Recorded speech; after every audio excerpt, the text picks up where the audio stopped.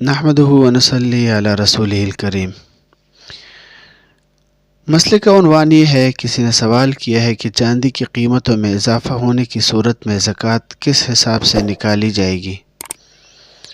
الجواب حامداً ومصلیاً اما بعد۔ یہ مسئلہ ہے کہ شریعت مطہرہ میں زکوٰۃ کے وجوب کے لیے اصل معیار سونا یا چاندی کا نصاب ہے۔ لہٰذا اگر کسی شخص کے پاس صرف سونا یا صرف چاندی ہو اور وہ اپنے نصاب کو پہنچ جائیں تو زکوٰۃ واجب ہوگی، اور اگر سونا یا چاندی تنہا ہو، نصاب کو نہ پہنچتے ہوں اور ان کے ساتھ نقد رقم، مال تجارت یا دوسری قابل زکوٰۃ اشیاء موجود ہو، تو ایسی صورت میں چاندی کے نصاب سے یا اس کی موجودہ قیمت کو معیار بنایا جائے گا۔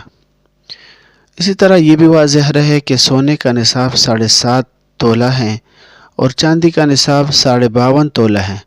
البتہ اگر کسی کے پاس صرف سونا ہو اور وہ 7.5 تولہ سے کم ہو تو زکوٰۃ واجب نہیں ہوگی، لیکن اگر سونے کے ساتھ نقد رقم، مال تجارت یا چاندی بھی شامل ہو اور ان کی مجموعی مالیت چاندی کے نصاب یا اس کی قیمت کے برابر ہو تو ایسی صورت میں چاندی کے نصاب سے یا اس کی موجودہ قیمت کے اعتبار سے زکوٰۃ واجب ہوگی۔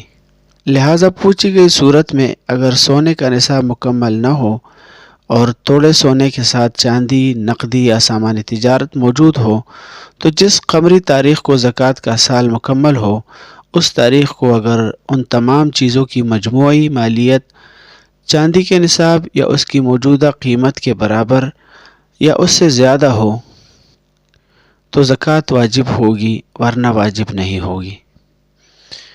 جیسے کہ بدائع الصنائع کے اندر لکھا ہے، جلد نمبر 2 صفحہ نمبر 19 پہ۔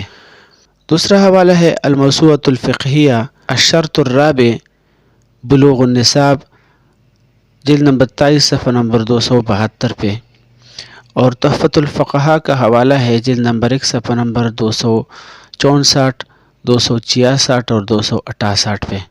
وما علینا الا البلاغ۔